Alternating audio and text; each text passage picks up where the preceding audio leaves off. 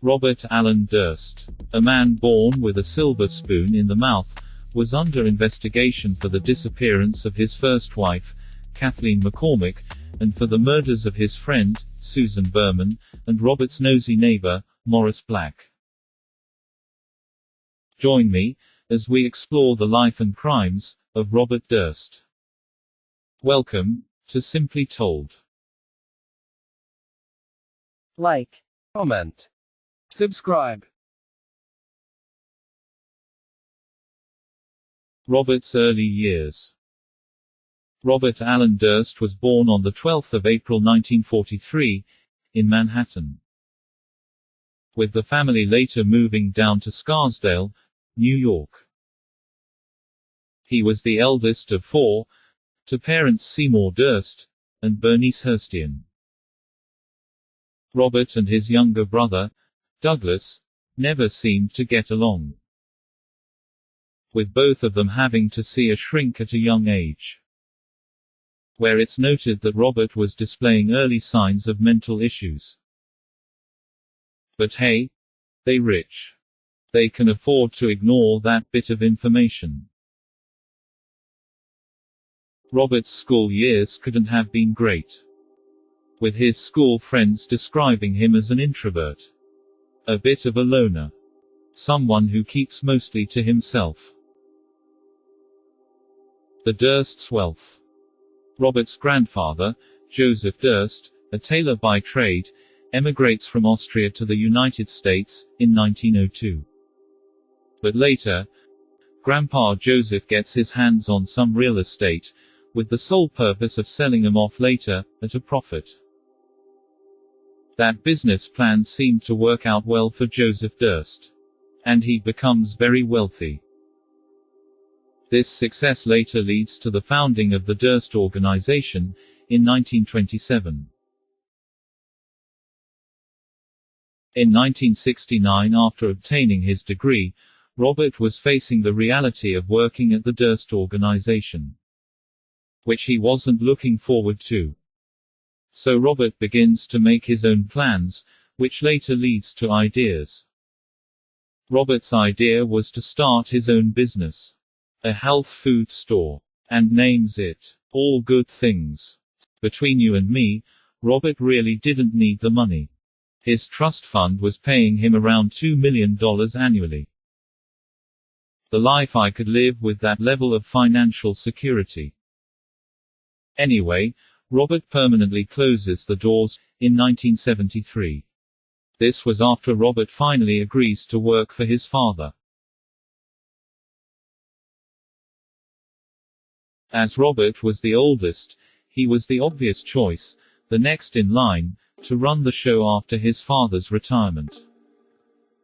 So in 1992, and because of how reluctant Robert originally was to work for the organization, his father, Seymour Durst, appoints Douglas, his younger brother, instead of Robert to take over the business. The announcement surprised and angered Robert. Even though he wasn't initially interested in the business, Robert believed that the company should be his to run, accusing his brother of being a thief, taking what was rightfully his. Kathleen McCormack, a dental hygienist at the time, met Robert in 1971. Kathleen was attending the Albert Einstein College of Medicine. After going on a couple of dates, Robert invites Kathleen to move in with him. She accepts his offer, and by January 1972, Kathleen moved in. The happy couple would tie the knot on the 12th of April 1973.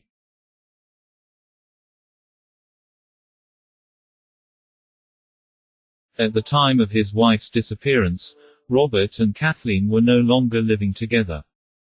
At that time, Robert was already in a 3-year relationship with a Miss Prudence Farrow.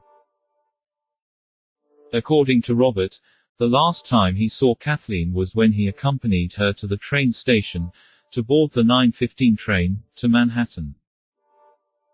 Robert later acknowledged receiving a call on the 4th of February, from Kathleen's medical school, saying Kathleen called in sick on the 1st, but she was never heard from again, leading Robert to file a missing persons report the very next day. But the police wasn't buying Robert's story, leading to the police secretly reopening Kathleen's case in 1999. Robert's former homes were then searched, in the hopes of finding anything incriminating. The 31st of October 2000. Robert goes on the run, after he finds out what the police was up to. But Robert finally stops running, after he finds himself in Texas, and chooses to disguise himself as a woman. Yep, a woman. Robert decides to lay low in Texas, altering his appearance ever so slightly. Susan Berman's murder. Robert's friend, Susan Berman, was the daughter of gangster David Berman, the man in charge of the Flamingo Hotel and Casino in Las Vegas in the 1940s. On the 24th of December 2000, Susan was found shot execution-style in her California home. After finding a couple of large deposits from Robert into Susan's account, it's later theorized that Robert killed Susan because she knew too much about Kathleen's disappearance. Robert could have left for California before Susan's murder was committed, then flies back to New York the night before she was discovered. Morris Black's murder. The 9th of October 2001, Robert was arrested and charged with murder after police discovers the remains of his neighbor, Morris Black, floating in Galveston Bay. Robert's bail stood at $250,000, which he easily paid. It will be followed with the courts issuing a warrant for Robert's arrest, after him failing to appear for a court hearing. Police catches up with Robert later that November, after he was caught stealing some Band-Aid and a sandwich.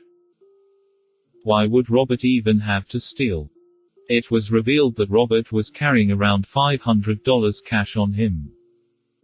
And after checking his car, besides the weed and Morris Black's ID, an additional $37,000 cash was found. Morris Black's trial.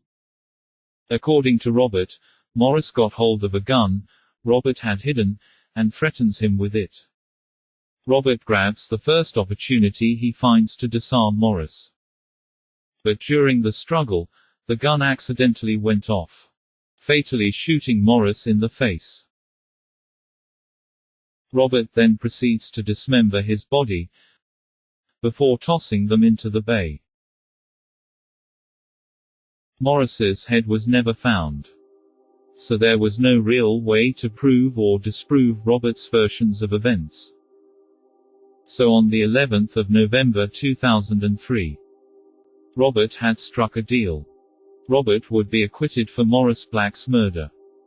But, as part of the deal, he pleads guilty for jumping bail, and for evidence tampering. Or body dismemberment, for you and me. In return, he would only have to serve 5 years, with credit given, for time already served, leaving him with a balance of 3 years. Seriously. Even after admitting dicing up the neighbor. 3 years, is all you giving him. Anyway. For the wealthy, time runs at a faster pace. Robert was paroled the following year, on the 15th of July 2005. The terms of his parole includes: he was to stay in his home. He must obtain permission before he's allowed to travel. Later, Robert assumes these rules don't apply to the rich, so he takes an unauthorized trip. And while on that trip, surprisingly but very unfortunate for Robert, one of the court officials spots him at a mall. It wasn't long until Robert was back in jail, wearing orange. Robert was arrested for violating the terms of his parole. It would be a short visit, because on the 1st of March 2006, Robert was released from prison. The media loves Robert Durst. Robert was drawn to the media.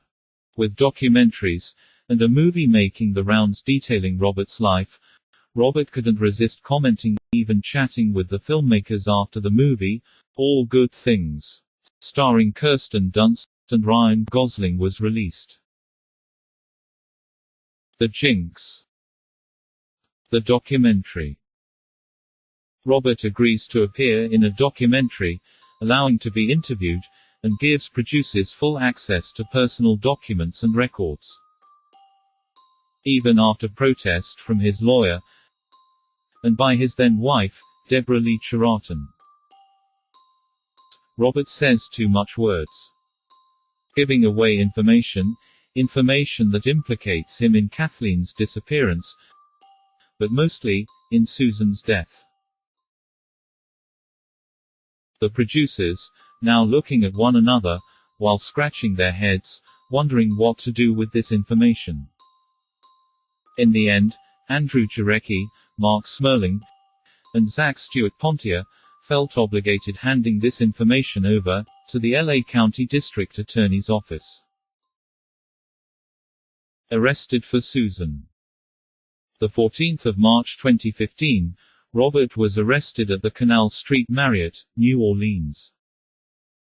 And in classic Robert form, he was in disguise. Yep, as woman.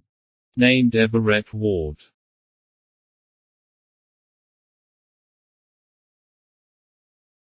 Police also finds a loaded revolver, with a spent shell casing. A bag of weed.